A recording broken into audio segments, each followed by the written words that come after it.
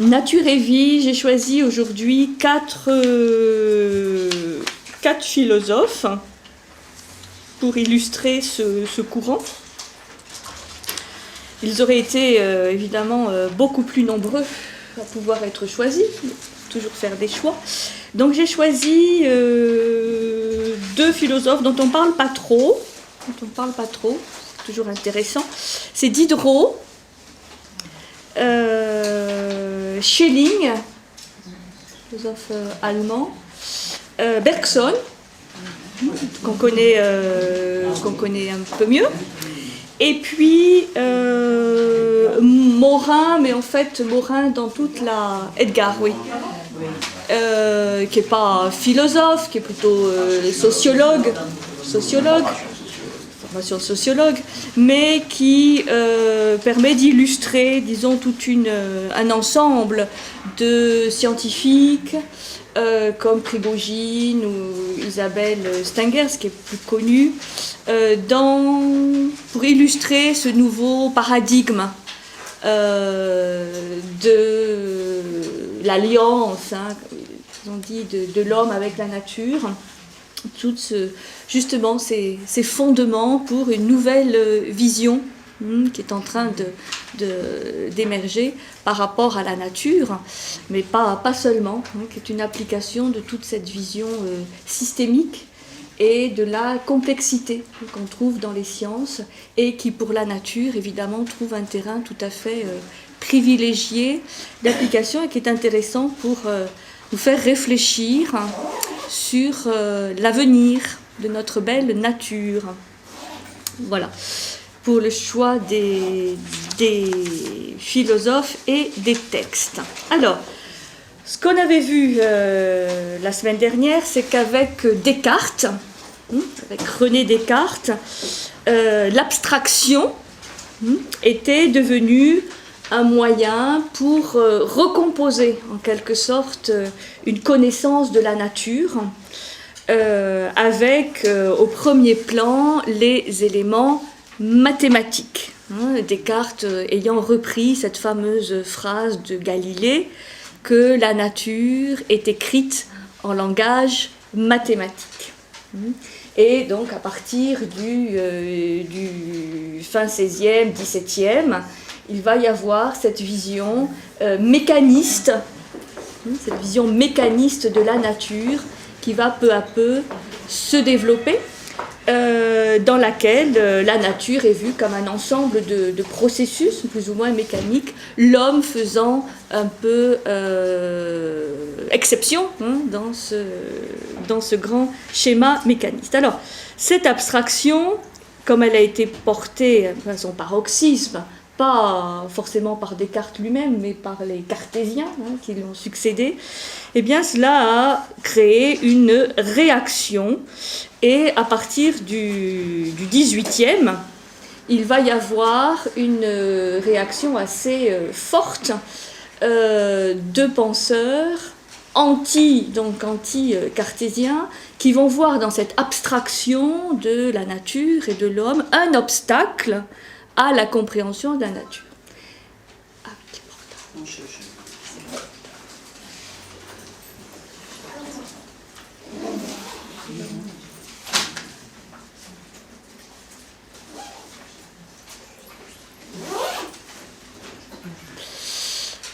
Et donc, cette abstraction étant considérée comme un obstacle à la connaissance de la nature, il va y avoir un retour en force au XVIIIe de l'idée de nature et de la vie qui y est contenue. D'où le thème nature et vie, avec ces philosophes qui vont nous ramener pas vraiment à l'Antiquité, mais avec une autre vision, mais qui va mettre au premier plan de la connaissance et de la réflexion le mouvement, le dynamisme créateur, l'élan vital qui est dans cette nature et dans l'homme.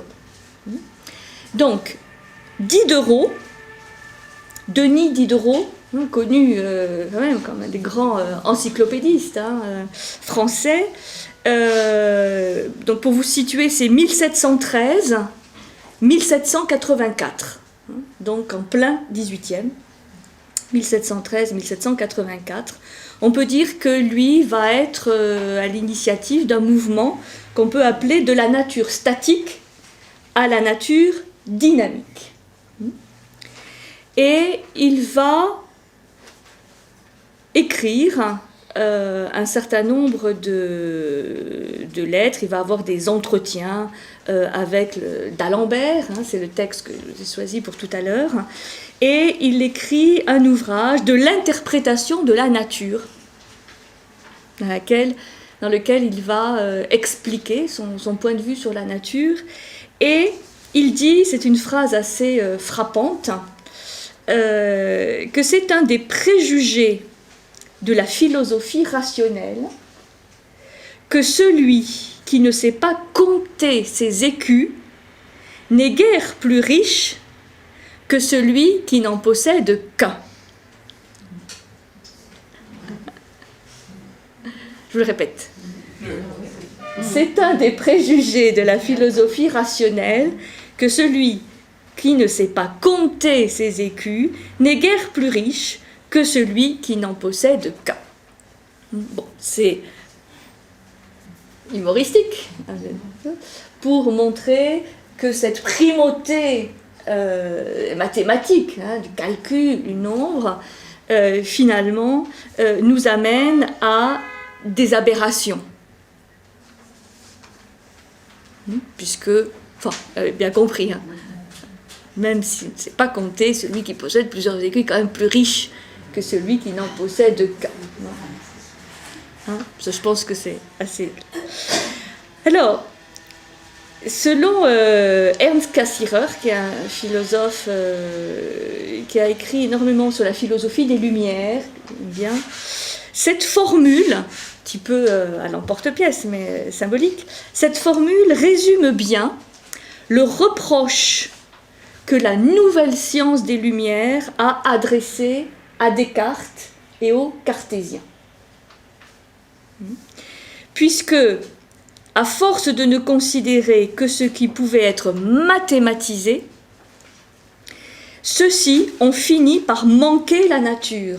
Ça, c'est ce que dit Cassirer à propos des Descartes et des cartésiens, qu'à force de vouloir à tout prix mathématiser, ceux-ci ont fini par manquer la nature, qui relève moins de structures abstraites que d'un dynamisme créateur,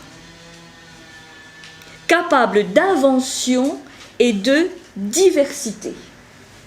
Voilà un petit peu ce qui va caractériser les philosophes qu'on va voir aujourd'hui, c'est que plutôt que de raisonner en termes de structure abstraite et mathématique, ils vont mettre l'accent sur le dynamisme créateur, capable d'invention et de diversité, une sorte de jaillissement permanent de vie, comme va si bien l'exprimer Bergson, et qui va nous amener à la période contemporaine. Toujours pour citer Cassirer, l'ordre de la nature ne réside pas tant dans le nombre que l'on mesure que dans la diversité d'où jaillit la richesse.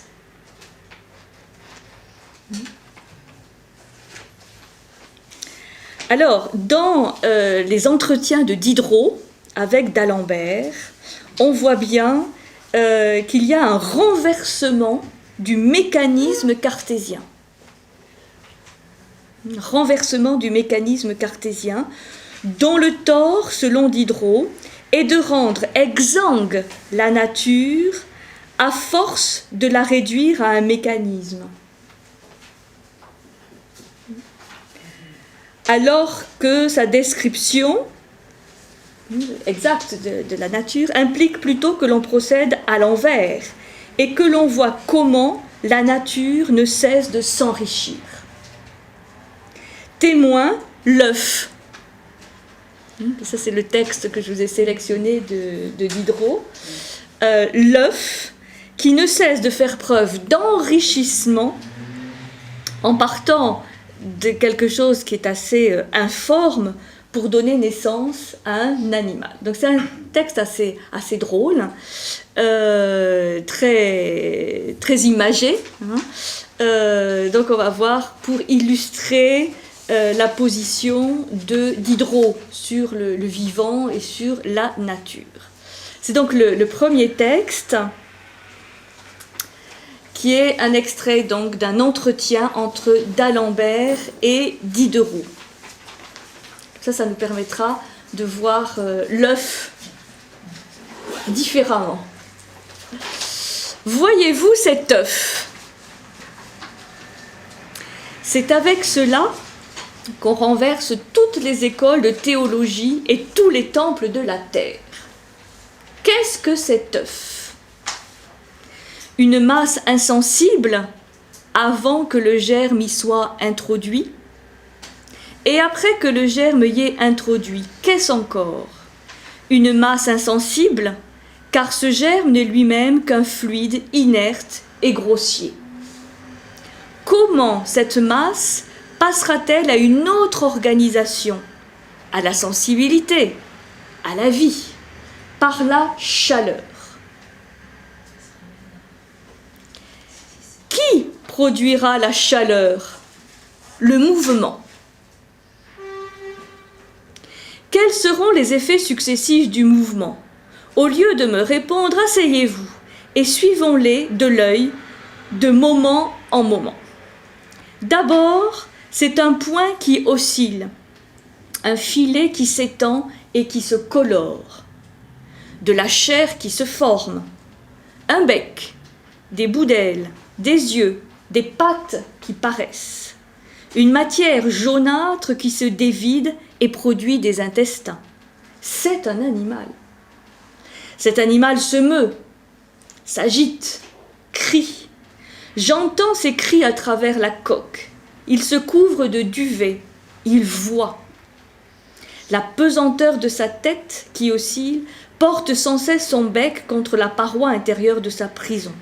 La voilà brisée. Il en sort, il marche, il vole, il s'irrite, il fuit, il approche, il se plaint, il souffre, il lève, il désire, il jouit. Il a toutes vos affections, toutes vos actions, il les fait. Prétendrez-vous avec Descartes que c'est une pure machine imitative? Mais les petits-enfants se moqueront de vous, et les philosophes vous répliqueront que si c'est là une machine, vous en êtes une autre. Si vous avouez qu'entre l'animal et vous, il n'y a de différence que dans l'organisation, vous montrerez du sens et de la raison. Vous serez de bonne foi. Mais on en conclura contre vous qu'avec une matière inerte, disposée d'une certaine manière, imprégnée d'une autre matière inerte, de la chaleur et du mouvement, on obtient de la sensibilité, de la vie, de la mémoire, de la conscience, des passions, de la pensée. Il ne vous reste qu'un de ces deux parties à prendre. C'est d'imaginer dans la masse inerte de l'œuf un élément caché qui en attendait le développement pour manifester sa présence, ou de supposer que cet élément imperceptible s'y est insinué à travers la coque dans un instant déterminé du développement. Mais qu'est-ce que cet élément?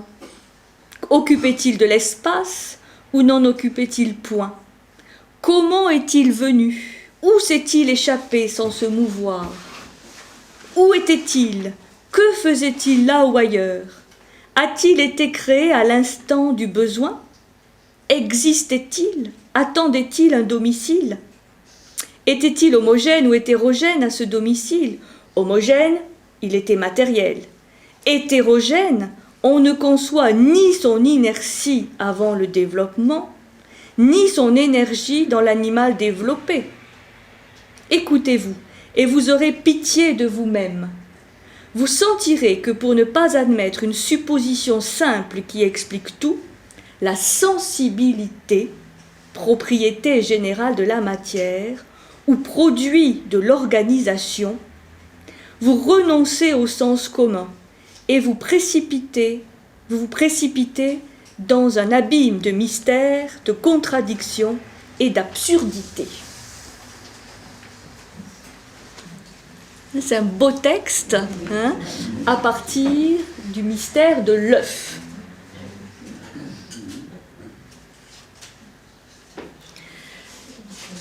Et donc sa démonstration, évidemment, c'est expliquer que le petit animal qui sort de la coquille ne peut pas être le fruit de la combinaison de deux matières inertes. Parce qu'avec cette confrontation de deux matières inertes, eh bien, nous aurions de l'inerte, mais rien de vivant qui ressent toutes les sensations et les passions de l'homme. Hein. Vous voyez, il y a toute une description du poussin qui est tout à fait extraordinaire.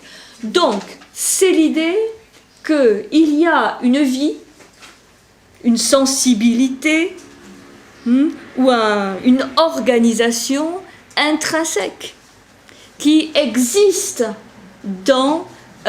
qui préexiste à la naissance de l'animal.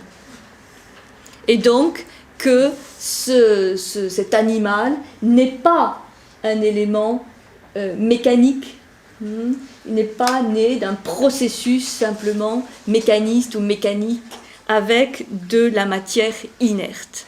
C'est que la matière, elle est vivante. Elle possède une vie qui ne demande qu'à se développer, notamment, et là on retrouve des choses un petit peu anciennes, qu'on avait vues dans l'Antiquité, le mouvement et la chaleur. Vous vous rappelez des stoïciens, oui, du feu des stoïciens, qui était l'élément fondamental, ou même chez certains présocratiques. Bon, ce feu qui était à leur époque vu comme quelque chose de très symbolique et imagé, une grande force de la nature, qui là est vu de manière un peu plus simple. Mais on revient à cette idée du mouvement, de la chaleur, qui ne fait que développer ou faire croître un embryon de vie qui est déjà là. Donc c'est un texte qui permet de bien voir le reproche de Diderot par rapport aux cartésiens. Je dis aux cartésiens parce que qui ont développé encore plus que Descartes cette vision mécaniste, d'un processus mécanique dans lequel la vie, cette notion de vital, est un petit peu, pour ne pas dire beaucoup, laissée de côté. Donc, pour reprendre une petite citation de Cassirer, toujours à propos de Diderot, cet univers illimité et mobile, seule une pensée mobile pouvait la concevoir. Pour Cassirer, la pensée de Diderot est une pensée mobile, c'est-à-dire qui permet de capter la mobilité de la vie et de la nature. Une pensée qui se laisse emporter et pousser d'un élan à l'autre. Le terme élan, on va le trouver évidemment souvent chez ces philosophes de la nature. Un élan qui jamais ne se repose dans la contemplation du présent et du donné, mais s'enivre de la profusion des possibles,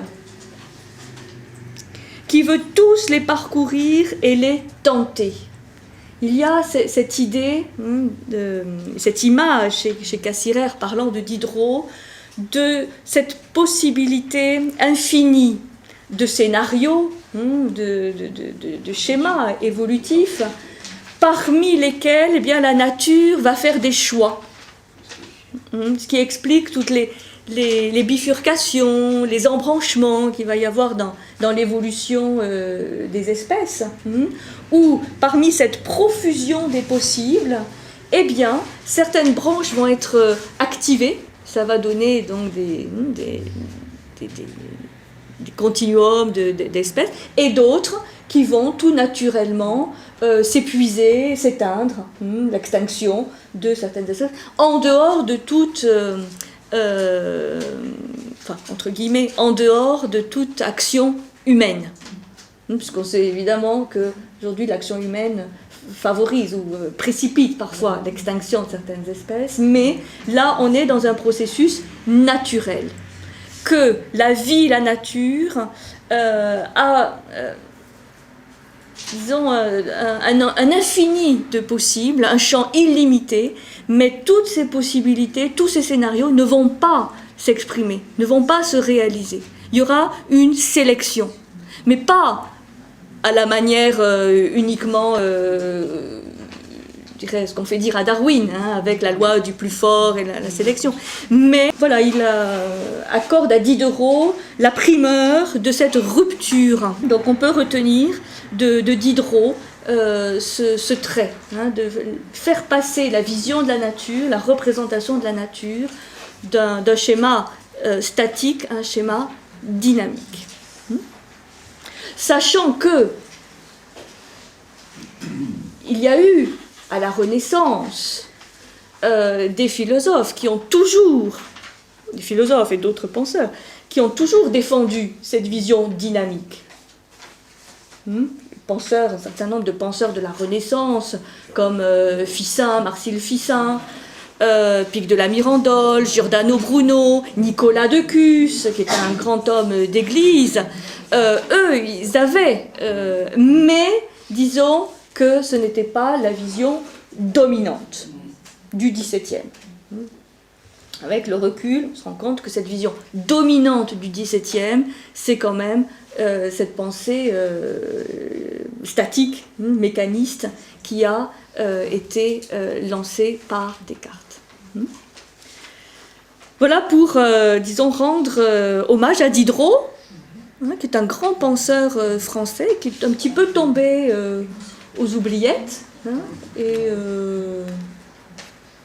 c'est dommage, notamment par rapport à ce sujet. Alors,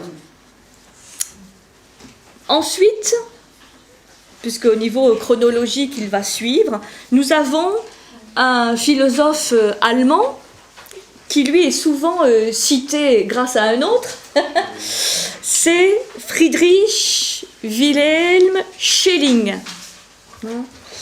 Friedrich Wilhelm Schelling.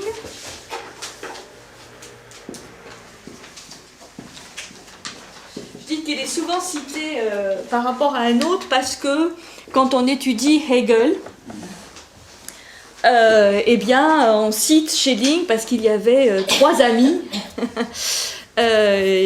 qui s'étaient bien, qui ont partagé un certain nombre d'enseignements et de vécus. C'est Hegel, Schelling et Hölderlin.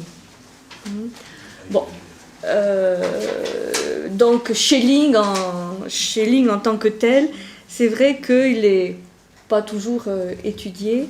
Et ces dates, c'est 1775, 1854. Donc lui, il va être à cheval, 18-19. Et on dit que il a été le fondateur de la philosophie romantique de la nature. Un courant qui s'est beaucoup développé en Allemagne, ce qu'on appelle la Naturphilosophie, la philosophie de la nature. Et donc, Schelling est considéré comme le précurseur, le fondateur de cette philosophie romantique de la nature, où évidemment, eh bien, cette nature va être une nature vivante, avec une grande relation entre l'homme et cette nature, et on va évidemment avoir beaucoup de poètes qui vont être dans cette lignée, mais aussi un certain nombre de philosophes, donc Schelling entre autres. Alors, comme Diderot, son point de départ a résidé dans une critique de la vision cartésienne et critique du primat des mathématiques. Il a écrit un texte qui s'appelle « Leçons sur la méthode des études académiques », puis il a écrit un autre ouvrage sur l'idée de nature, et il va lire une petite citation de ce texte, Leçon sur la méthode des études académiques, qui exprime bien ce qu'il veut dire.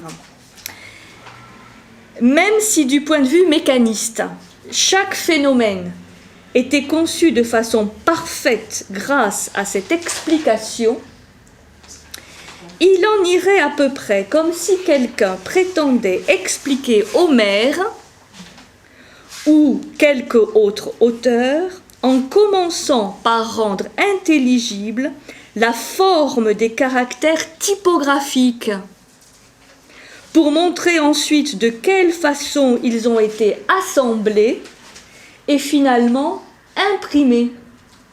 Et enfin, comment cette œuvre-ci en est résultée. C'est une belle métaphore de Schelling pour expliquer sa critique de la méthode cartésienne qui découpe, évidemment, jusqu'à l'unité la plus simple pour l'étudier, et ensuite, en tentant d'assembler ces parties les unes aux autres, essaie de reconstituer la logique de l'ensemble. Bon, il est évident que ça nous fait bien comprendre, par rapport à une œuvre poétique, mais une œuvre littéraire en général, que si on fait cela, on a au mieux une exégèse technique tout à fait réductrice de l'œuvre, et surtout on enlève la vie. Puisqu'on va voir dans cette œuvre une juxtaposition de lettres, comme dans une œuvre de musique, on verrait simplement la juxtaposition des notes. Et on se couperait, c'est ce que dit Cassirer, on se coupe de la nature et la nature devient exsangue avec cette vie. Alors, à la différence de Diderot, Schelling a critiqué les mathématiques pour trouver dans la nature une dimension religieuse. Parce que, bon, vous voyez toujours que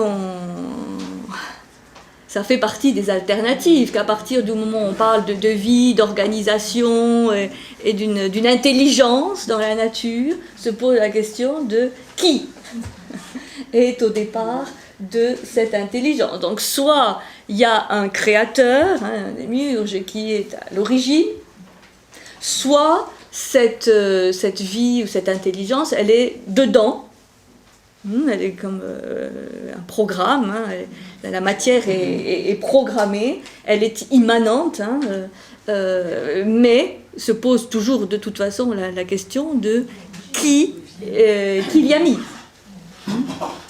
Alors, Schelling explique que pour comprendre la nature, il convient de comprendre que celle-ci agit comme le génie dans l'art.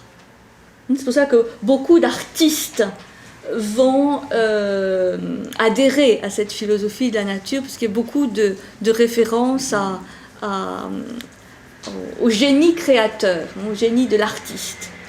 Ce génie dans l'art, il ne va pas des parties au tout, en sommant celle-ci de manière méticuleuse. Donc vous vous rappelez, ça c'était le propre un peu de la méthode inductive, partir de l'expérience, donc des parties, pour, en les rassemblant, essayer d'arriver à l'unité, ou quelque chose de général ou au tout.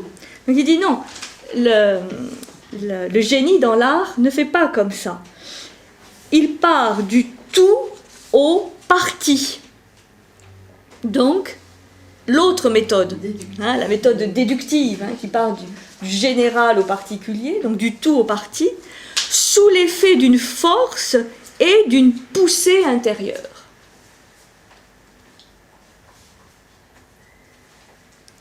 En un mot, d'une inspiration. C'est vrai que le terme inspiration, on dit d'un artiste qu'il est inspiré. Et pour lui, pour Schelling, donc, la nature obéit aux mêmes principe d'être animé de cette force et de cette poussée intérieure et d'être comme inspiré dans son développement par cette puissance qu'il y a dans le tout, avant d'être dans chaque partie. Alors, Schelling va rendre hommage à Newton, qui va expliquer le principe notamment de la gravitation universelle. Mais il explique que Newton, même s'il a repéré, qu'il était un génie d'avoir repéré l'existence de cette force agissant dans la nature, il n'est pas allé assez loin dans sa découverte, puisqu'il ne l'a pas généralisé, cette force de la gravitation universelle, à tous les domaines. Et Schelling dit, loin de ne concerner que l'astronomie, une telle force, donc la force de gravitation universelle, est à l'œuvre dans l'électricité, dans le magnétisme, dans les phénomènes d'attraction et de répulsion, qui sont à la base de la vie et de la mort de toutes les espèces naturelles, végétales ou animales, et finalement chez l'homme, dans son effort pour être, penser et créer. Alors ça c'est incroyable parce que on retrouve des éléments presque d'Héraclite, le présocratique, avec cette dialectique de la vie, de la mort, l'amour et la haine qu'ils avaient mis en évidence comme, bon, ils ne l'appelaient pas la gravitation, mais c'était une formidable intuition que la vie naît à travers cette dialectique, cette confrontation d'éléments opposés. Et donc, bon, Schelling va dire, voilà, revenons, enfin, exploitons encore mieux ce qu'a découvert Newton pour l'appliquer à tous les domaines de la nature et de l'homme. Et pour Schelling, cette force de gravitation, c'est un pouvoir de métamorphose infinie. C'est-à-dire une puissance de changement, de métamorphose, comme vont dire les scientifiques aujourd'hui, de réorganisation permanente, d'auto-organisation qui inclut une réorganisation permanente, mais qui est comme inscrit, principe qui est inscrit dans le programme de la nature. Alors, Schelling, c'est une méditation tout à fait originale sur la nature, qui a été nourrie aussi du contact de penseurs qu'on appelle les penseurs théosophes du XVIe ou du XVIe jusqu'au XIXe siècle, dont deux sont particulièrement connus, disons plus connus que les autres. C'est Jacob Böhm au XVIe siècle, ou un autre plus récent qui est Franz von Baader au XIXe siècle. Ces penseurs, on les appelle théosophes, puisqu'ils vont développer toute une vision de la théosophia, de la sagesse divine et de la sagesse de la nature, avec cette vision notamment des correspondances entre les différents éléments de la nature et cette approche aussi, disons, symbolique et alchimique des métamorphoses qui se passent dans la nature. Donc ça, c'est tout un courant, notamment qui va être assez important en Allemagne et qui va inspirer ces philosophes de la nature, cette nature-philosophie. ces gens-là. Alors, Jacob, comme Jacob. Hein. Böhm. Alors, que je ne fasse pas de B. Jacob Böhm, au umlaut, là, pour le nom, avec un tréma. C'est pour ça qu'on dit Böhm. Böhmé. Böhm. Et Franz von Baader, qui n'a rien à voir avec la bande. On s'en doute. On s'en doute. Alors, bon, si ce sujet vous intéresse, il y a un grand spécialiste français de ces penseurs, des philosophes de la nature, c'est Antoine Fèvre, qui est un grand universitaire français qui est chargé à l'université de la Sorbonne de toute cette période de philosophie allemande du XVIe au XIXe, et qui a écrit un ouvrage sur les philosophes de la nature et sur un autre ouvrage un peu plus complet, l'accès à l'ésotérisme occidental. Donc ces penseurs ne sont pas toujours étudiés dans le cadre de la philosophie, mais plus de la théosophie. Hein. C'est pour ça qu'on les... Non. Alors, je vous ai sélectionné un texte de Schelling, mais qu'on ne va pas lire, là,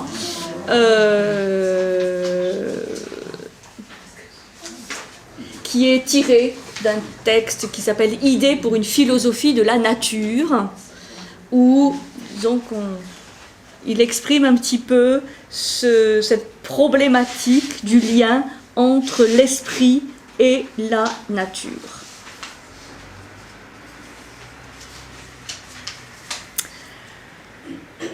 Parce que je voudrais qu'on consacre un peu plus de temps à ce qui suit, à moins que vous vouliez vraiment qu'on le lise. Non, hein.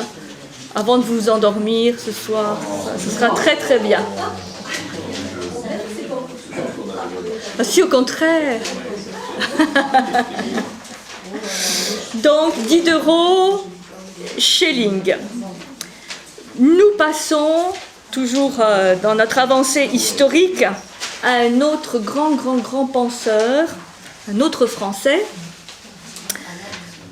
qui est Bergson, Henri Bergson, qu'on connaît mieux, qui lui va être à cheval sur le 19e et le 20e, 1859, 1941. 1859-1941, donc si Diderot c'était le passage de la nature statique à la nature dynamique, Schelling la vision romantique, hein, la philosophie de la nature romantique, Bergson va avoir une approche très intéressante et très contemporaine en fait sur la nature, et ce qui ressort peut-être le plus de son œuvre, ces réflexions, c'est la notion de discontinuité. Donc c'est là-dessus qu'on va un petit peu s'arrêter. Alors, il va reprendre des éléments de Schelling, puisqu'il va lui aussi critiquer le mécanisme, la notion mécaniste, pour montrer que la nature agit comme un artiste. Là aussi, il y a cette image de l'artiste qui va du tout au parti sous la poussée d'une force inspiratrice. Mais la différence avec Schelling, c'est que cette force inspiratrice, au lieu d'être une force continue, il va l'expliquer comme étant une force discontinue.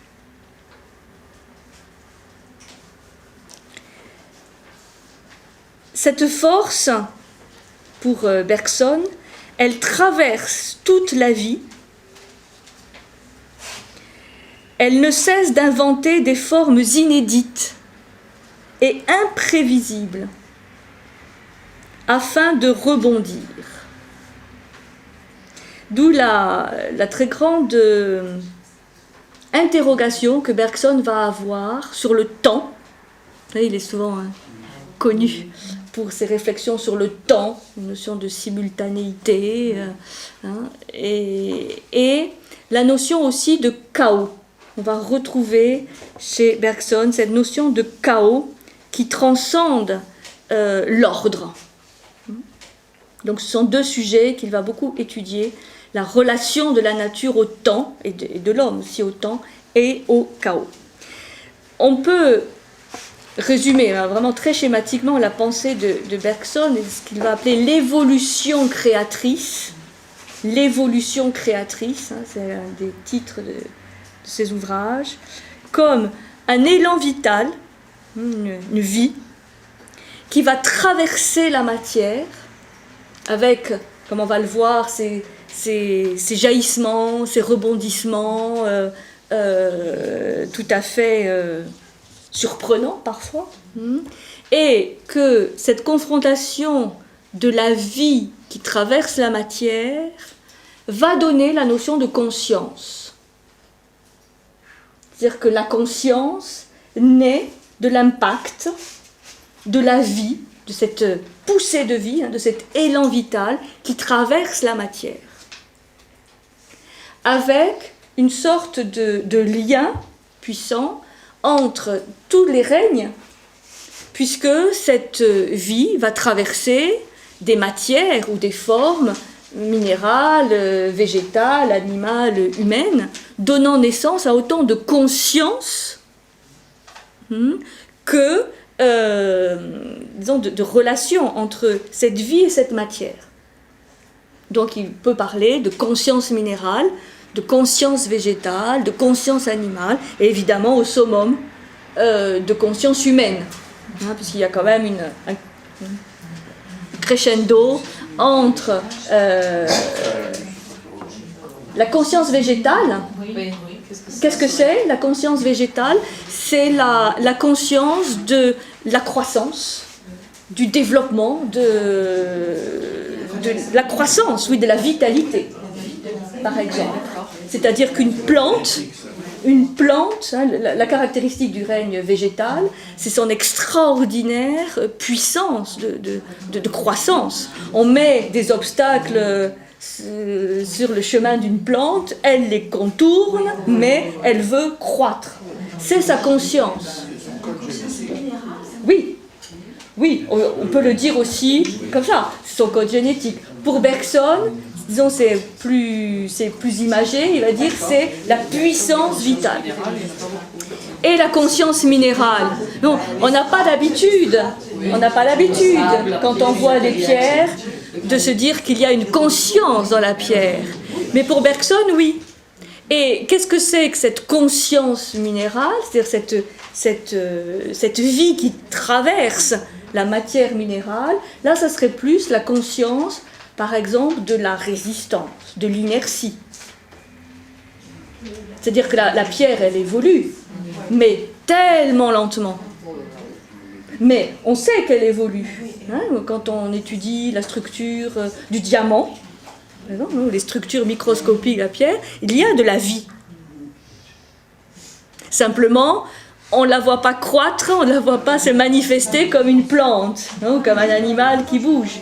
Mais et ceci est très intéressant, c'est très contemporain, parce qu'aujourd'hui,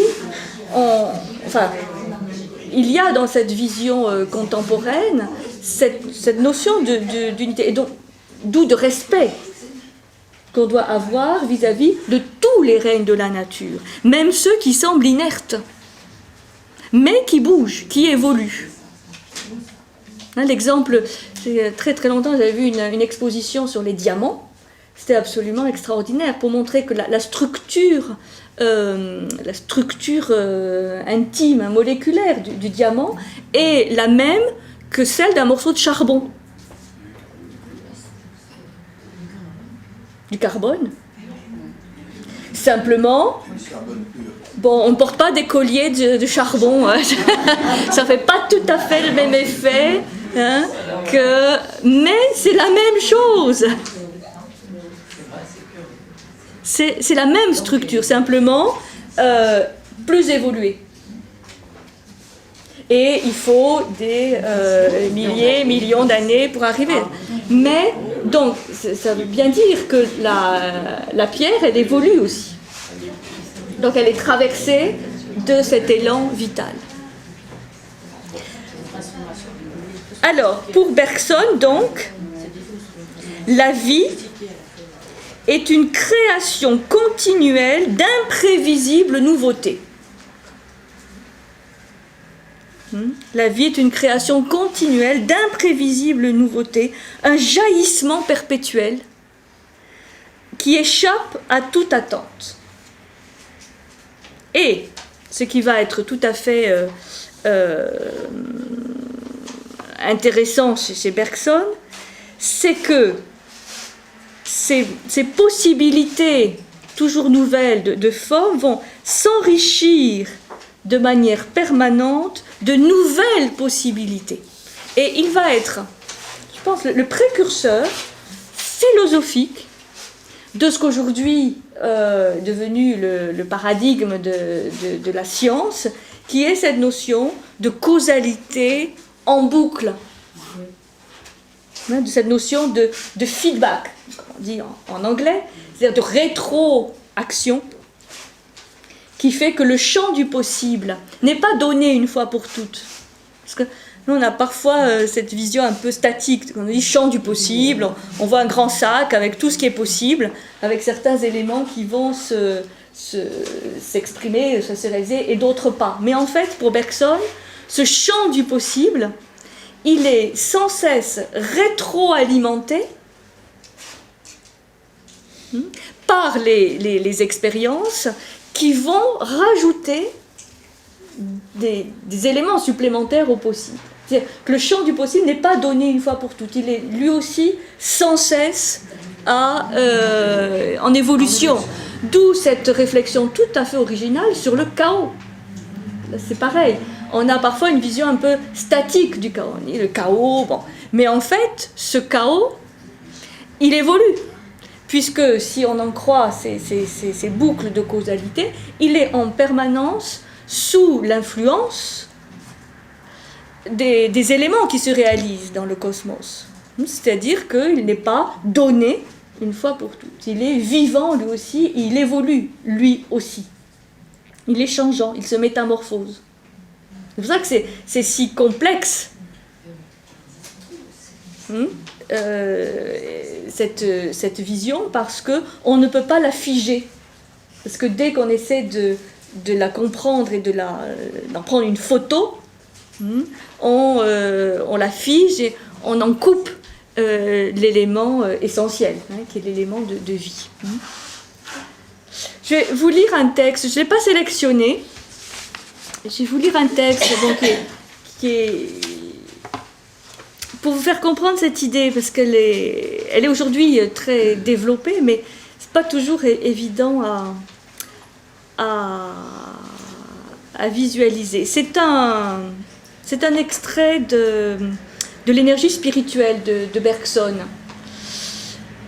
Au cours de la Grande Guerre, parce que lui il était très impliqué, il a eu une vie tout à fait extraordinaire, il a eu toutes les grandes reconnaissances qu'on pouvait attendre à son époque, mais extrêmement préoccupé par l'avenir politique de l'Europe notamment. Et il est mort en 1941 totalement désespéré de voir que ces efforts qu'il avait faits pour la paix avaient été pas inutiles, mais largement insuffisants. Voilà. Alors, au cours de la Grande Guerre, des journaux et des revues se détournaient parfois des terribles inquiétudes du présent pour penser à ce qui se passerait plus tard, une fois la paix rétablie. C'est comme maintenant, on dit, bon, une fois que la crise sera finie, qu'est-ce qui va se passer? Bon. Comment? C'est la guerre de 14. Oui. Oui, la guerre de 14. La guerre de 14, puisqu'il est mort en 1941, donc là... L'avenir de la littérature en particulier les préoccupait. on vint un jour me demander comment je me le représentais, cet avenir. Je déclarai un peu confus que je ne me le représentais pas. N'apercevez-vous pas, tout au moins, me dit-on, certaines directions possibles? Admettons qu'on ne puisse prévoir le détail. Vous avez du moins, vous, philosophe, une idée de l'ensemble. Hein, c'est la question. Bon, mais alors, les fondamentaux pour demain. Comment concevez-vous, par exemple, la grande œuvre dramatique de demain? Je me rappellerai toujours la surprise de mon interlocuteur quand je lui répondis. Si je savais ce que sera la grande œuvre dramatique de demain, je la ferais. Je vis bien qu'il concevait l'œuvre future comme enfermée dès lors dans je ne sais quelle armoire au possible. Je devais, en considération de mes relations déjà anciennes avec la philosophie, avoir obtenu la clé de l'armoire. Mais, lui dis-je, l'œuvre dont vous parlez n'est pas encore possible. Alors, le journaliste, il a du mal à comprendre. Hein. Il faut pourtant bien qu'elle le soit, puisqu'elle se réalisera. Non, elle ne l'est pas. Je vous accorde tout au plus qu'elle l'aura été.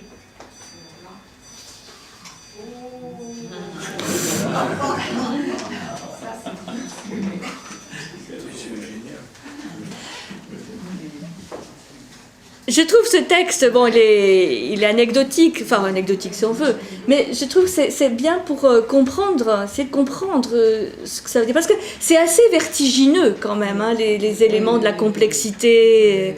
Donc, tout au plus, elle l'aura été. Alors, le journaliste, là, il est vraiment déstabilisé. Qu'entendez-vous par là? Hein? Mais il est bien ce journaliste, il essaie de vouloir comprendre quand même. Hein? Bon, c'est bien simple. Qu'un homme de talent ou de génie surgisse, qu'il crée une œuvre, la voilà réelle, et par là même, elle devient rétrospectivement ou rétroactivement possible. Voilà cette notion de rétroaction. Alors, là, c'est un peu déstabilisant parce que nous avons l'habitude, voilà, il y a un champ du possible et encore aujourd'hui, on dit, bon, quelle sera la sortie de crise? Alors là, on essaie d'imaginer des scénarios, tous inscrits dans un champ du possible comme s'il était là, aujourd'hui. Là, ce qu'il essaie de nous dire, c'est que, bon, si tel scénario se passe, c'est qu'il aura été rétrospectivement ou rétroactivement possible. Mais c'est ce que nous allons faire, peut-être aujourd'hui, demain, après-demain, qui va rétroagir sur le champ du possible. C'est ça la pensée dynamique. C'est-à-dire qu'on ne peut pas dire aujourd'hui, ça se crée au fur et à mesure, et surtout en fonction de l'action humaine, qui est complètement intégré au fonctionnement de la nature. Là, il n'y a pas d'objet-sujet.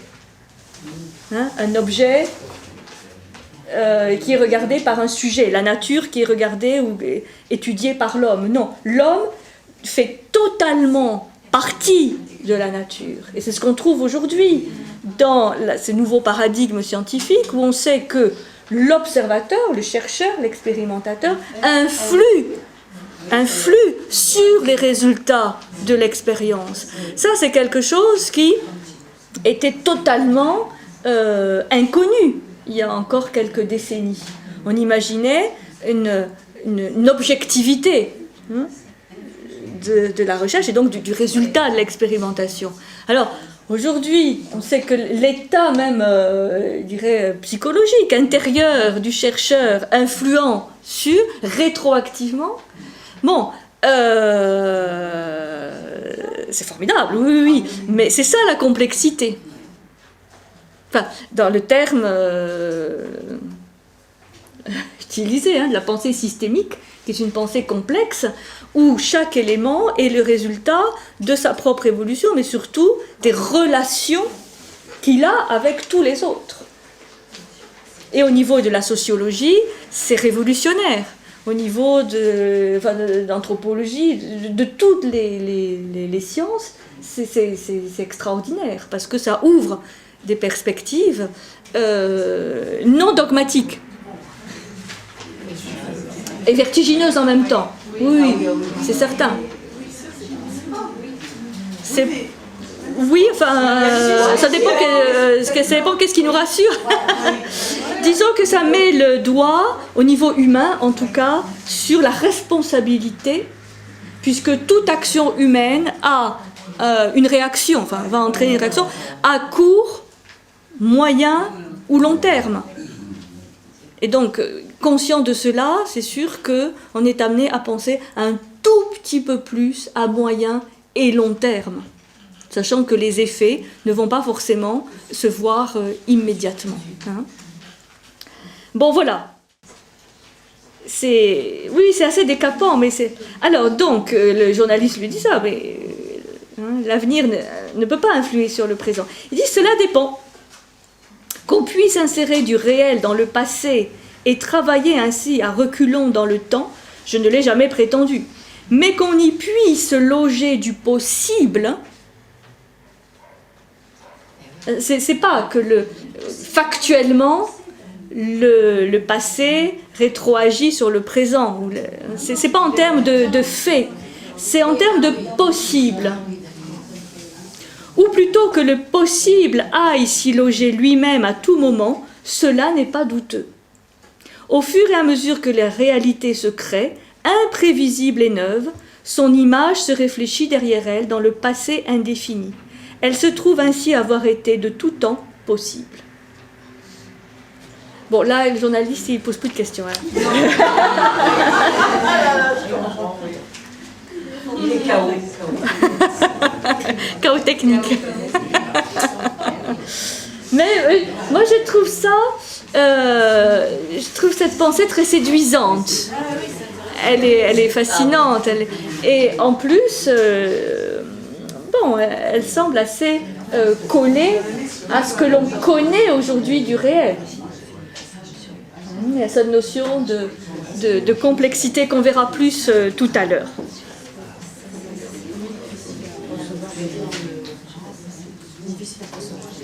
Oui, c'est difficile à concevoir parce qu'il y a cette notion de simultanéité aussi, c'est-à-dire de rétroaction simultanée. Et ça nous est pratiquement impossible à imaginer parce que notre mental est chronologique. Enfin, il comprend bien que 1 influe sur 2, mais que 2 rétroagit simultanément sur 1, donc on ne sait plus rien finalement sur le 1. C'est ça que notre mental a beaucoup de mal. Oui ? Oui ? Oui, tout à fait. Mais ça suppose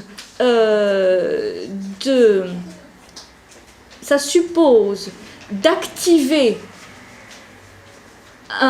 peut-être quelques zones cervicales qui sont cérébrales qui sont un peu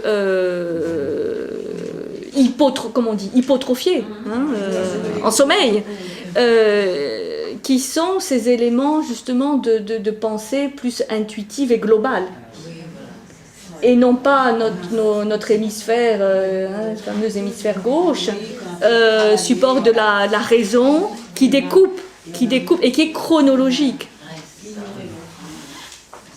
C'est pour ça que la référence à l'art est intéressante, parce que dans l'art et dans la création artistique, que ce soit la poésie, la peinture, la sculpture, on est amené à développer cette vision mentale globale.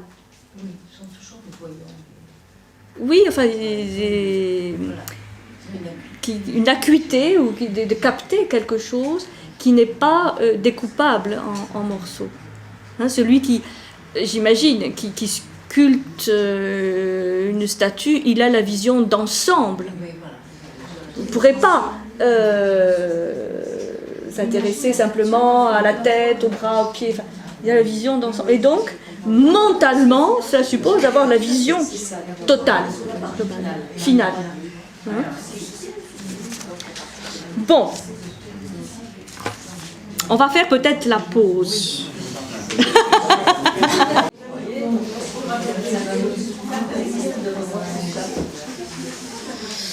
Nous reprenons Bergson.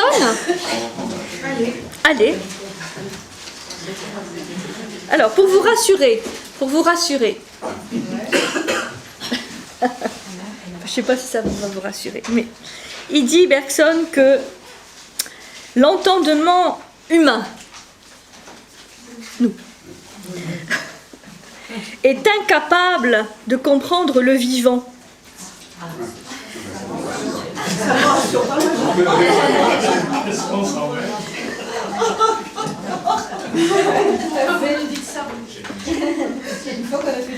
C'était pour vous rassurer, mais je vois que c'est peut-être pas l'effet. L'entendement humain est incapable aujourd'hui. Il n'y a pas si longtemps. Est incapable de comprendre le vivant car il procède d'un mode de fonctionnement bien souvent statique. Il abstrait et isole et ne peut rendre compte du dynamisme, de l'inédit de la vie.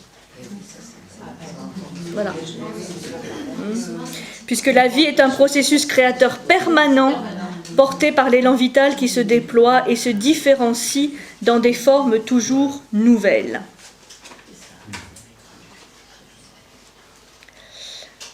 Donc ces changements, discontinuités qui caractérisent la pensée de Bergson, où ce n'est pas le possible qui devient réel, mais le réel qui se fait possible. Alors, est-ce qu'on a le temps? On va prendre le temps quand même pas de lire tout le texte de Bergson. Le début. Oui, ce n'est pas le possible qui devient réel, mais le réel qui se fait possible, qui rétroagit sur le possible. Ça peut changer vraiment radicalement notre manière de voir les choses et de comprendre le monde, la société, enfin beaucoup d'éléments. Ça rentrait dans l'histoire. toutes les visions actuelles qu'on a sur l'évolution, l'écologie, etc. Parce qu'on peut imaginer Ça nourrit cette réflexion actuelle sur l'écologie et sur le nouveau rapport à inventer de l'homme avec la nature. Puisque mais ça laisse beaucoup plus de possibilités qu'on peut l'imaginer, oui. Oui, ça c'est sûr. En plaçant, comme je disais tout à l'heure, vraiment la responsabilité humaine au cœur aussi des processus. Alors, Bergson, simplement le début du texte.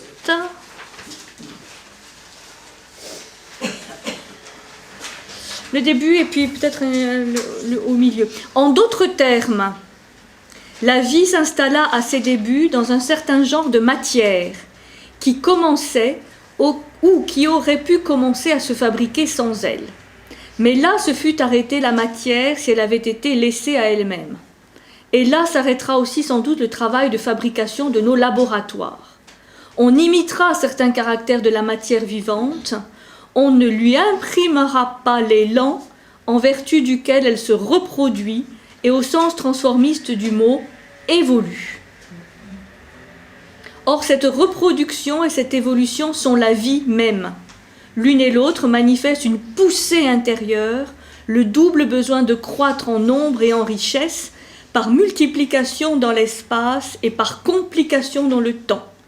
Enfin, les deux instincts qui apparaissent avec la vie et qui seront plus tard les deux grands moteurs de l'activité humaine, l'amour et l'ambition.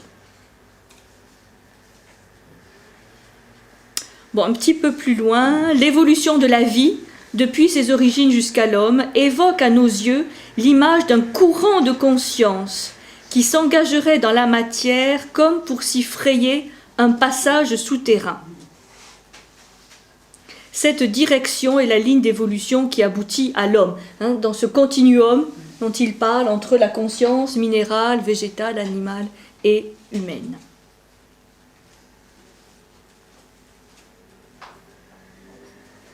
Bon, un petit peu plus loin dans la deuxième partie du texte, il dit, l'apparition de l'homme ne fut pas un accident, bien qu'il y ait eu d'autres lignes d'évolution à côté de celle qui conduit à l'homme, et malgré ce qu'il y a d'incomplet dans l'homme lui-même, on peut dire que c'est l'homme qui est la raison d'être de la vie sur notre planète.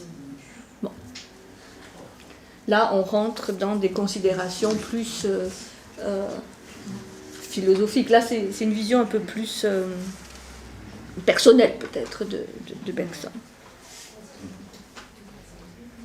Donc, ce qui me semblait intéressant par rapport à Bergson, pour arriver au quatrième grand sujet, c'est qu'il est étonnamment moderne, puisque sa vision de la nature rejoint ce que l'on trouve dans la science contemporaine, et notamment un petit peu cette vision qu'on a dans la physique dite quantique, avec ses boucles de causalité et ses phénomènes de rétroaction. Alors, nous arrivons donc au nouveau paradigme scientifique. Donc simplement, là, il y aurait beaucoup de monde à citer. J'ai choisi Morin, puisque avec toute sa redécouverte, on va dire qu'il va inventer, mais sa redécouverte de la notion de complexité et de la pensée systémique, il va quand même avoir un rôle important dans tous les ouvrages qu'il a écrits sur la nature de la nature, toutes son œuvre. Et l'intérêt de Morin, c'est que si lui-même n'a pas un savoir encyclopédique, il a su s'entourer de scientifiques, pas forcément d'en faire la synthèse, mais au moins de provoquer ces interactions du savoir. Et il continue, Dieu lui prête encore vie quelques années, à enseigner ceci. Et j'ai retenu un ouvrage qui avait fait grand bruit à l'époque, La Nouvelle Alliance entre l'homme et la nature, de deux grands personnages. Il y a Prigogine, qui est un scientifique russe, qui a reçu le prix Nobel de physique en 97, je crois. Il y a Prigogine et Isabelle Stengers, qui est d'origine belge, avec laquelle il a écrit cet ouvrage et d'autres. Mais c'est souvent cet ouvrage qui est cité, La Nouvelle Alliance, donc de Prigogine et Stengers, qui est cité comme ouvrage de vulgarisation de ce nouveau paradigme scientifique et de cette nouvelle alliance à construire entre l'homme et la nature. Donc, parlons un petit peu de ce nouveau paradigme de la nature qui permet finalement de faire la synthèse entre la notion de finalisme qu'on a trouvé dans la philosophie antique, ou de la représentation antique de la nature, avec la nature qui est une finalité, notamment chez Aristote c'était très clair, finalité des formes, et synthèse entre finalisme et processus mécanique, même s'il ne s'agit pas exactement du même mécanisme que ceux de Descartes. On a quand même ces logiques, ces boucles de causalité, c'est-à-dire c'est pas non plus le hasard total qui régit cette structure et cette évolution de la nature. Donc, ce point de vue, ce nouveau paradigme, c'est celui de la complexité tiré de ce qu'on appelle la pensée systémique.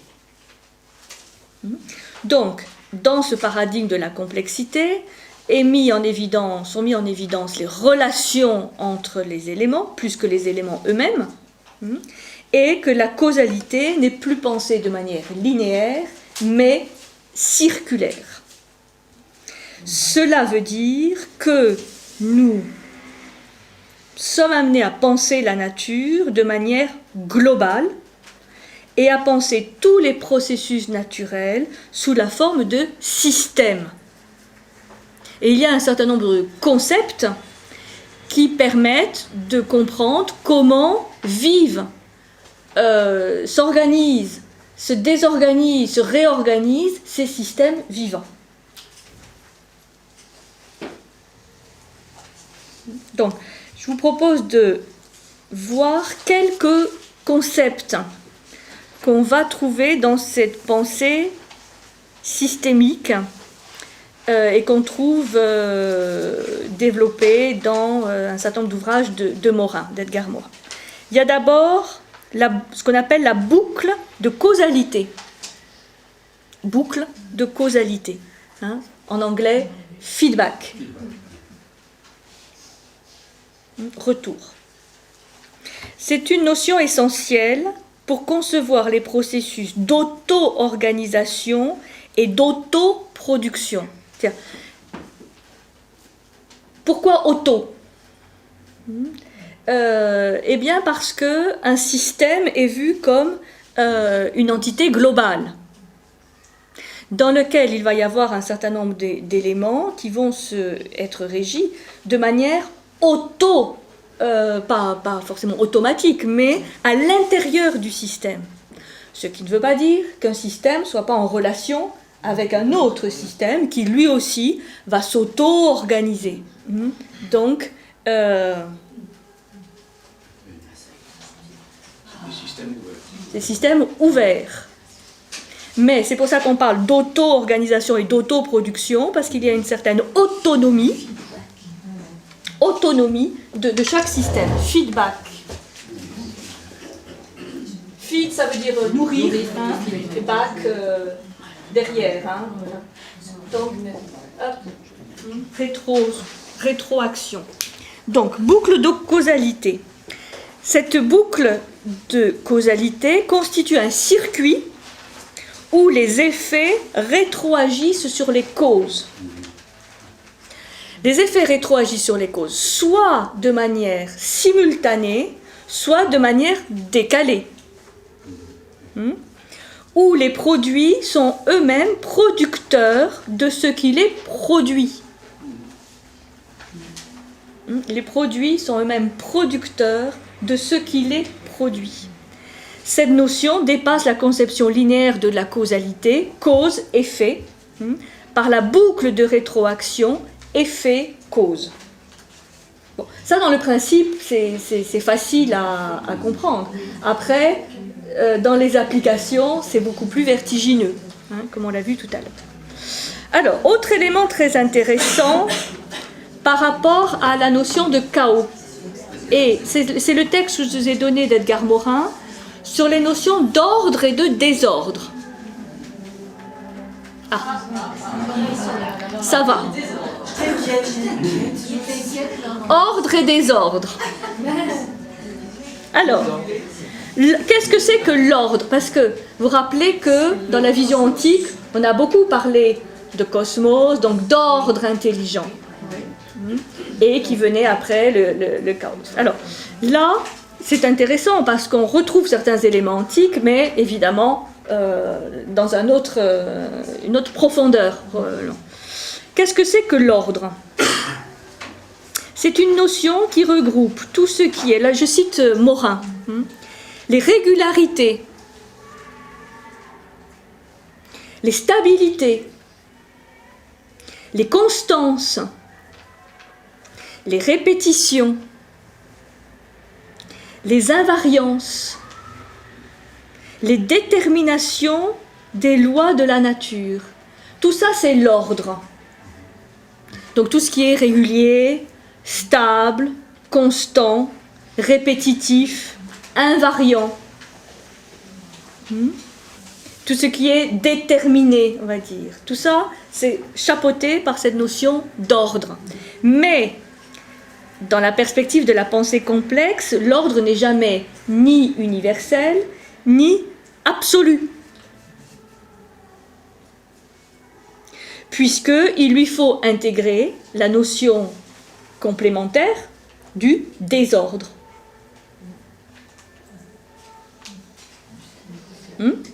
Et qu'est-ce que c'est que le désordre? C'est toutes les agitations. Bon, vous voyez, au niveau individuel et social. Les agitations, les dispersions, les turbulences, les collisions, les irrégularités, les instabilités, les accidents. Ce que Bergson avait appelé la discontinuité de la vie, bon, c'est les accidents. Tout d'un coup, il y a une bifurcation, il y a quelque chose qui n'était pas prévu et qui pourtant se passe. Les aléas, les bruits, les perturbations, les éléments qui viennent perturber ou déranger, les erreurs dans tous les domaines de la nature et de la société. Des erreurs, enfin, là il ne faut pas prendre le terme erreur d'un point de vue moral, puisque c'est plutôt les accidents, ce qui n'était pas prévu, mais évidemment qui font partie de la vie. Donc, ordre et désordre. Ordre et désordre. Pas d'ordre sans désordre, pas de désordre sans ordre. Là aussi, ils rétroagissent l'un sur l'autre. C'est pour ça qu'une situation donnée va comporter des éléments d'ordre et des éléments de désordre. Et la vie naturelle provient de cette dialectique ordre-désordre. Ce que Morin, sociologue, va traduire aussi, vous savez, par cette fameuse formule pour l'homme, que l'homme, bien sûr, il est sapiens, ou sapiens sapiens, mais il est surtout sapiens demens, fou et sage. Et ça, c'est très très important, parce que si on part de l'idée que l'homme n'est que sapiens sapiens, mais on ne comprend pas les aspects de demens, qui sont aussi dans le programme de l'homme, et que c'est la bonne gestion entre le sapiens et le demens qui fait que l'homme atteint sa plénitude ou sa grandeur, l'équilibre. Mais que demens ou que sapiens, de toute façon, ça n'existe pas. Et même si on voulait le créer, enfin, par une abstraction, ça donne des catastrophes. C'est pour ça que tous les systèmes qui se veulent trop rationnels sont voués à, de toute façon, à l'échec, à disparaître ou à provoquer des effets dévastateurs, voire l'hygiénisme, purification et autres, où c'est des systèmes totalitaires. Alors, c'est pour ça qu'il faut bien faire le distinguo entre cette pensée complexe, qui est une pensée totalisante, totale, globale, totalisante, parce qu'elle pense en système, donc en totalité, avec une pathologie tout à fait autre, qui est la pensée totalitaire. Non, parce que c'est vite fait, totalisant, c'est pas pareil. Donc, la complexité, ce qu'on appelle complexité, c'est ce qui désigne le degré d'organisation d'un être quelconque et le fonctionnement de ses régulations internes. Donc, organisation, qui dit organisation, organe, c'est système vivant, chapeaute ces notions d'ordre et de désordre. Donc, c'est sûr qu'un être humain, une société, a besoin de désordre pour rétroagir sur l'ordre, et a besoin d'ordre pour rétroagir sur le désordre. Encore que je sais parler des principes moraux, parce que ça ouvre des perspectives de justification. facile. Oui, oui, bien sûr. Disons que vivre selon cette pensée complexe et systémique, c'est compliqué, parce que c'est très subtil. Ce n'est ni une justification de désordre, et donc de la violence, hein, comme on voit aujourd'hui, ni une justification morale d'un quelconque. On va vraiment dans la structure même du vivant. Après, qu'est-ce que ça donne au niveau éthique? Là, ça reste à écrire en grande partie. Alors, ce qu'on appelle l'auto-organisation. Parce qu'il y a des définitions très précises. Qu'est-ce que c'est que l'auto-organisation? C'est la caractéristique des systèmes vivants réagissant à des effets aléatoires de l'environnement de manière à augmenter leur capacité de réponse à de nouveaux stimuli. Je répète parce que ça c'est très important. L'auto-organisation.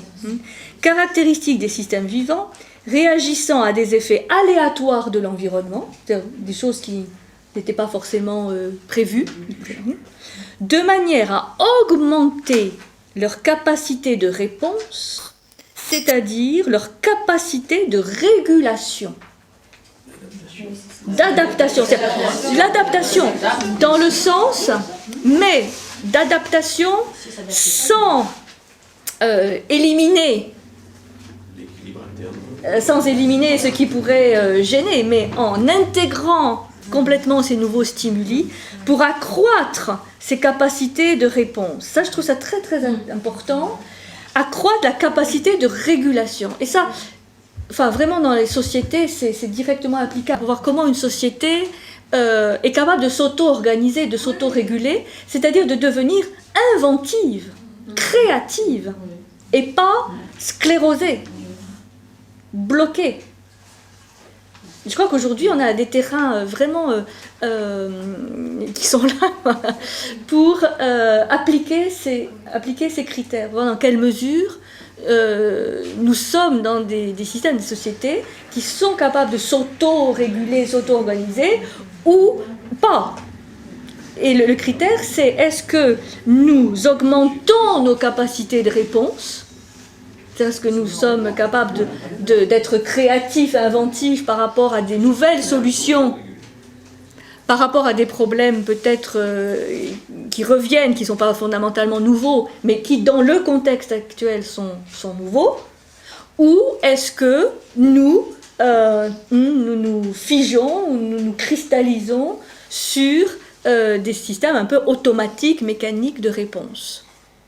Et ça, oui, de répétition, de schémas du passé, ou de nostalgie du passé, ou de voilà. Et ça, c'est très intéressant au niveau de la société, et aussi au niveau, évidemment, individuel, puisque c'est...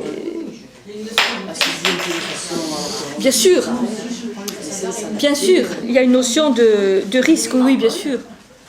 Donc, l'ordre vivant est celui qui renaît sans cesse. Une société s'auto-produit sans cesse parce qu'elle s'auto-détruit sans cesse. C'est comme dans le corps humain, où sans arrêt, il y a des cellules qui disparaissent et d'autres qui naissent, et ça fait partie. Donc on meurt dans plein de domaines dès que l'on commence à naître. Et c'est logique pour notre corps humain, donc c'est vraiment le principe de régulation pour tout système vivant. Et c'est là où on peut voir la différence entre un système et le degré d'organisation d'un système vivant, d'un artefact, enfin d'un objet, qui lui n'a pas cette possibilité d'auto-organisation, d'auto-régulation. Sauf s'il est fait d'une matière vivante. Oui, le fameux bois du lit. Alors, le bois du lit. Donc, les phénomènes de la nature sont toujours des boucles de rétroaction. Chaque boucle définit un palier d'équilibre. C'est pareil, il y a ordre et désordre, il y a équilibre, déséquilibre. Donc on définit des paliers d'équilibre, mais qui sont très, très relatifs, puisque sans arrêt remis en cause par d'autres. La destruction d'un maillon entraîne l'ensemble du système à un palier inférieur d'équilibre. Ça, ça va un petit peu plus loin sur comment ces chaînes de causalité fonctionnent. Donc des paliers d'équilibre. Et s'il y a un maillon dans cette chaîne qui s'affaiblit ou se détruit, eh bien on revient au palier inférieur d'équilibre. Au contraire, le renforcement de chaque maillon fait prospérer au mieux les éléments de la chaîne, les êtres vivants dans leur écosystème. C'est-à-dire que là, il y a ce qu'on appelle, c'est un mot un petit peu, une synergie entre les différents éléments, et là on peut passer individuellement et collectivement à un autre palier d'équilibre. Ça suppose que les différents éléments de la chaîne se renforcent. On dit que une chaîne a la force du plus faible de ses maillons. Dont l'intérêt dans cette histoire, c'est de renforcer les maillons les plus faibles. Et pas de renforcer ceux qui sont déjà les plus forts. Enfin bon, je vous laisse... Alors, qu'est-ce qu'il nous dit, Morin ?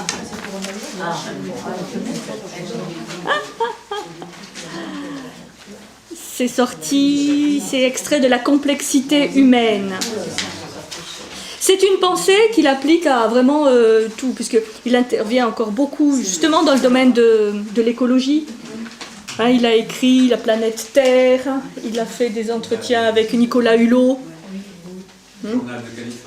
Journal de Californie, oui, là c'est un peu plus autobiographique. Enfin bon, il est très prolifique, très très prolifique, mais il continue à écrire dans beaucoup de magazines.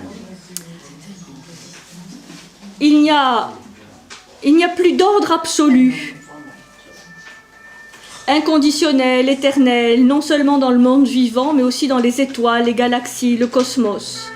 L'ordre n'est pas pour autant nié, mais il doit être relativisé, relationné, complexifié. Donc, le terme complexe, c'est vraiment... le terme de complexité désigne le degré d'organisation d'un être quelconque, le fonctionnement de ses régulations internes. C'est ça la complexité. C'est pas compliqué. Ce qui est compliqué, c'est parce que c'est abstrait ou mentalement difficile à percevoir. C'est pas complexe. Donc, complexifier. Il n'y a pas non plus de désordre absolu, inconditionnel, éternel. Le désordre doit toujours être relativisé, relationné, complexifié. J'ajoute maintenant qu'il y a une double et irréductible incertitude quant à la réalité ultime de l'ordre et du désordre. Donc, on parlait de risque, c'est aussi le fait d'intégrer la notion d'incertitude.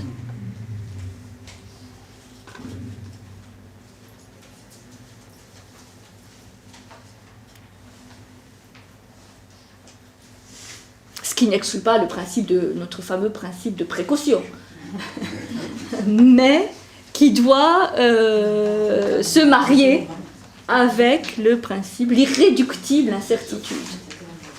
Irréductible incertitude.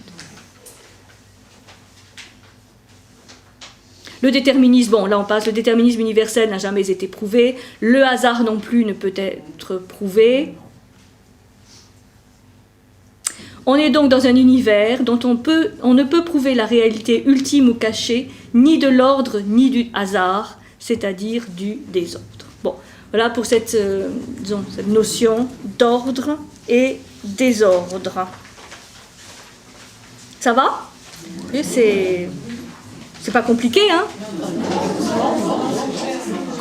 C'est complexe.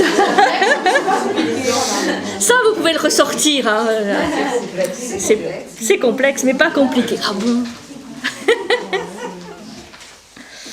Alors, désordre, ordre, complexité d'organisation. Donc, alors, ce qu'explique Morin, et je suis assez d'accord avec ce qu'il dit, c'est qu'il explique que l'analyse systémique, parce que ça s'applique aussi dans le management, enfin, dans tout ce qui est relations humaines, hein, les familles, les entreprises, tout est système. Tout est système, tout est...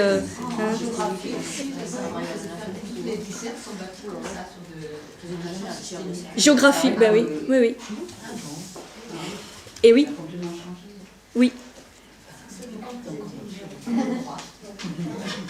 Disons que ça nous rend plus ouverts, oui, ça peut, et plus responsables, c'est l'image de ce qui se fait. Hein. Et c'est vrai que bon, l'écologie, évidemment, reprend une grande partie de cette vision.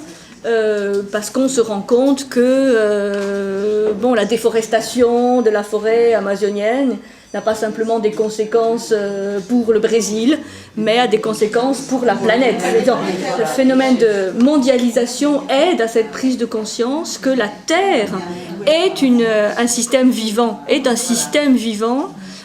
complexe, et que même si nous ne sommes pas conscients des conséquences à court terme ou à moyen terme de nos actions, elles en auront.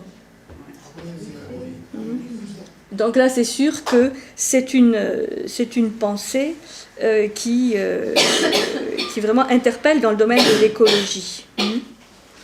Puisque, donc, ce que dit Morin, c'est que cette analyse systémique parvient à réconcilier deux points de vue, l'idée de finalité pour la promotion de la vie.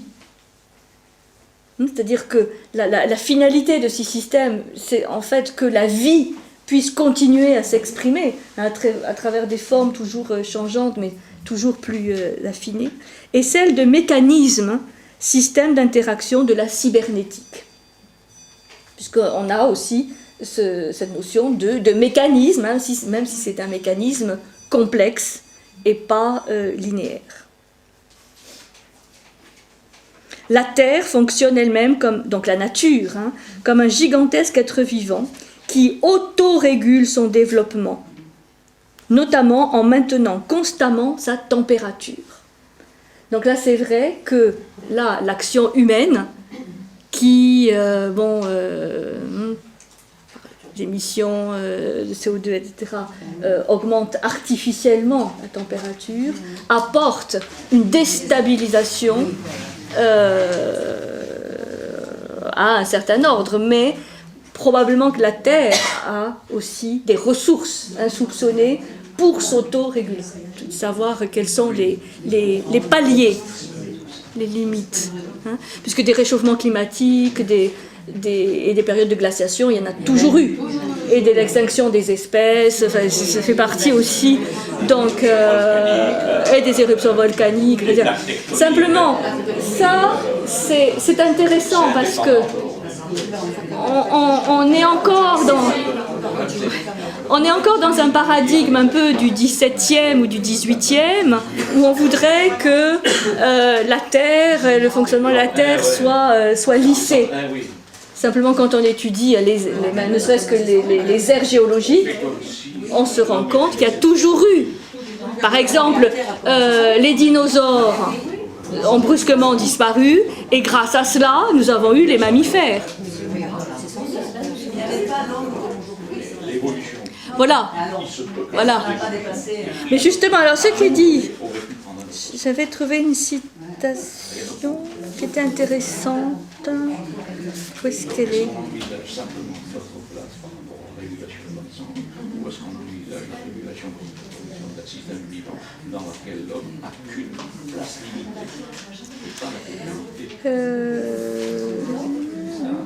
Je ne sais plus. J'avais trouvé une situation. Ah voilà. La nouveauté, c'est donc que la planète peut vivre sans l'homme. Mais l'action humaine, disons, ce nouveau paradigme, hein, par rapport à ce qui a pu se passer dans le passé, c'est que l'action humaine ne se situe pas en dehors de ce schéma.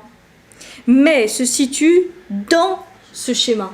C'est-à-dire que dans ce nouveau paradigme, cette nouvelle alliance de l'homme avec la nature, l'homme est partie intégrante de la nature. Et donc il doit être conscient là effectivement de la relation et des impacts de son action.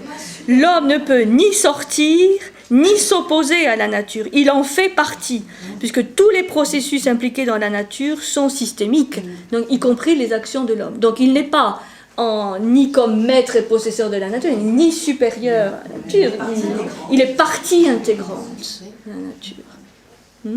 Donc c'est une redécouverte de la pensée un peu stoïcienne, avec cette idée d'une immanence et d'organisme vivant. Bon, simplement avec aujourd'hui un support mathématique, informatique, cybernétique tout à fait autre, mais c'est ça qui c'est fantastique. Bon, là, un peu dans ce cycle, on fait aussi une boucle. Puisqu'on revient à certaines intuitions ou captations des antiques, étayées évidemment par des arguments scientifiques. Donc, nous ne sommes pas des prédateurs de la nature, nous sommes intégrés dans la nature. Bon,